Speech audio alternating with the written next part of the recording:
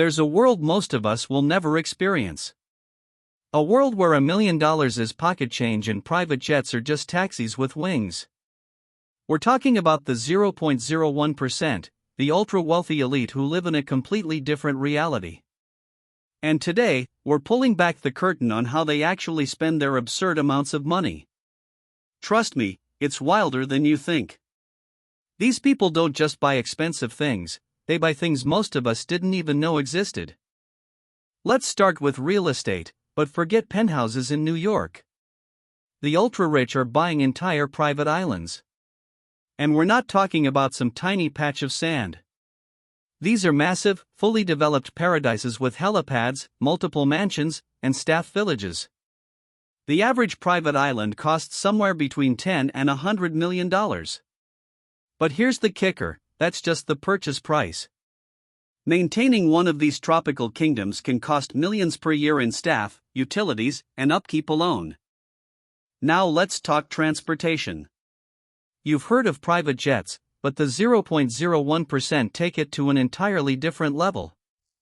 We're talking custom Boeing 747s converted into flying palaces. These aren't just planes with nice seats.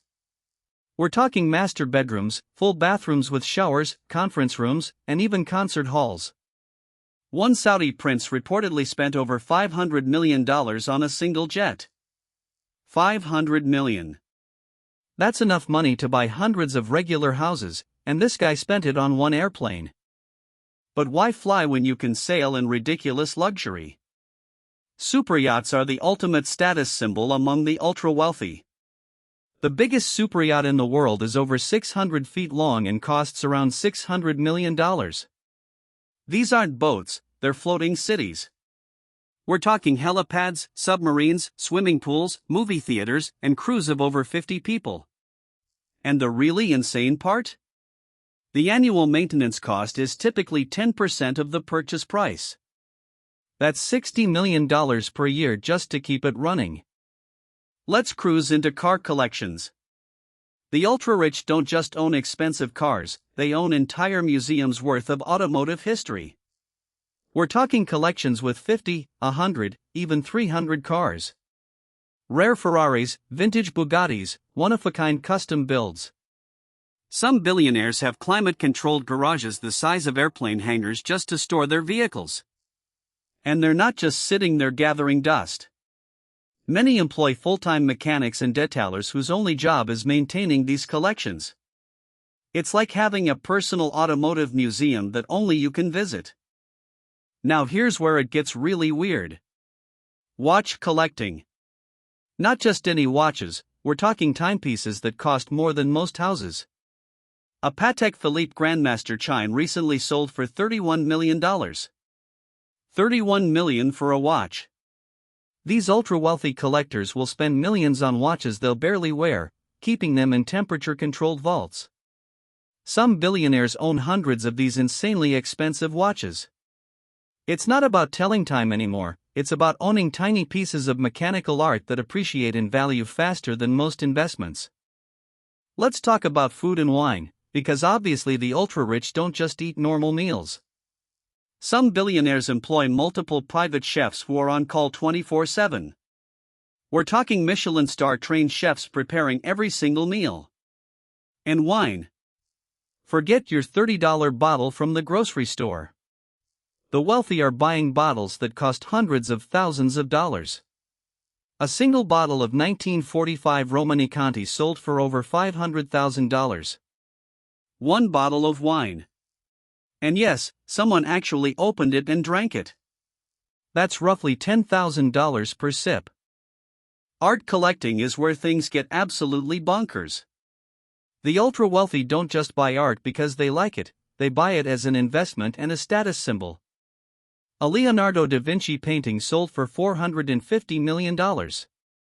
That's almost $500 million for a single painting.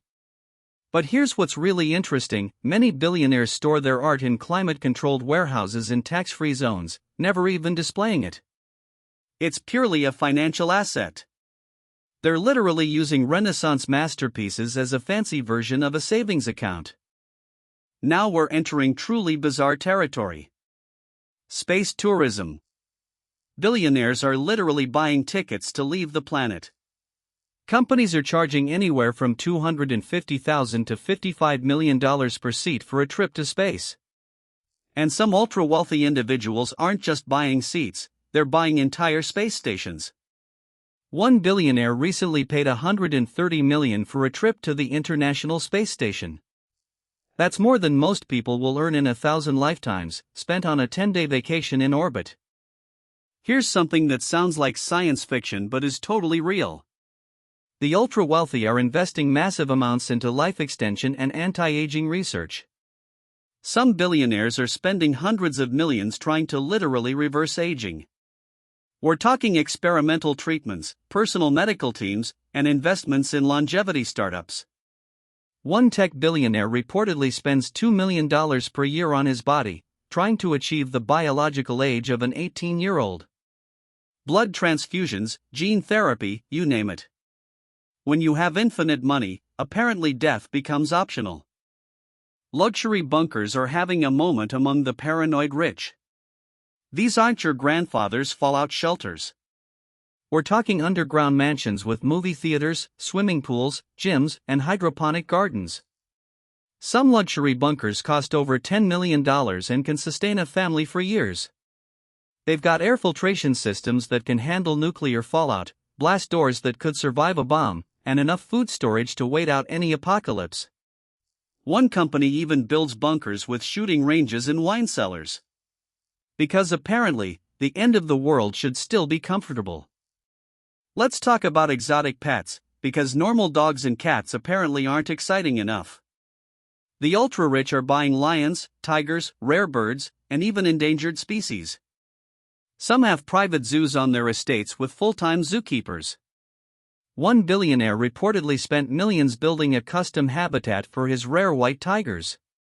The annual care costs for exotic animals can reach hundreds of thousands of dollars per year. Veterinary care, specialized food, habitat maintenance. It's like having a small zoo, except it's in your backyard and only you can visit it. The ultra-wealthy are also buying experiences money literally can't buy for normal people. We're talking about renting out entire resorts, exclusive access to archaeological sites, private concerts from world-famous musicians, and dining experiences at the bottom of the ocean. One billionaire reportedly paid millions to have an entire European castle closed to the public for a private wedding. Another spent a fortune to be the first tourist to visit an unexplored cave system. When you can buy anything, experiences become the ultimate luxury. Now here's what most people don't realize. The truly ultra-wealthy don't actually spend most of their money on stuff. The biggest chunk goes into investments that make more money. We're talking venture capital funds, hedge funds, private equity, and startup investments. They're buying stakes in companies before they go public, investing in real estate developments, and funding entire industries. One venture capitalist can have stakes in hundreds of companies simultaneously. It's not about spending money, it's about deploying capital to generate more wealth. The yacht is just a side effect. But it's not all selfish spending. Many ultra-wealthy individuals are pouring billions into philanthropy and legacy projects. We're talking museums, research institutions, disease eradication programs, and university endowments. Some billionaires have pledged to give away 99% of their wealth before they die. Bill Gates has donated over $50 billion to charitable causes. These aren't just tax write-offs, they're genuine attempts to solve global problems. When you have more money than you could spend in 1,000 lifetimes, leaving a positive mark on humanity becomes the ultimate goal. Here's something wild: ultra-wealthy households are basically small companies. A single billionaire family might employ 50 to 100 people full-time. We're talking personal assistants, chefs, housekeepers, security teams, pilots, yacht crews, nannies, tutors, drivers, and estate managers. The annual payroll for staff can easily exceed several $1 million. One billionaire reportedly has a staff member whose only job is managing his other staff members. It's a whole economy built around serving one family. These aren't just employees, their entire organizational structures dedicated to maintaining a lifestyle. So here's the truth about how the 0.01% actually spend money. Yes, they buy insane toys and live in absurd luxury. But the real secret is that they're not really spending money the way we think about spending. Every purchase is either an investment, a status signal, or a tool to make more money. That yacht isn't just a boat, it's a mobile office and networking venue. That art collection isn't decoration, it's a tax-advantaged asset portfolio. Even their charity is strategic, building legacy and influence. The ultra-rich don't spend money, they deploy resources. And that's how they stay ultra-rich while the rest of us are just trying to pay rent. Wild, right?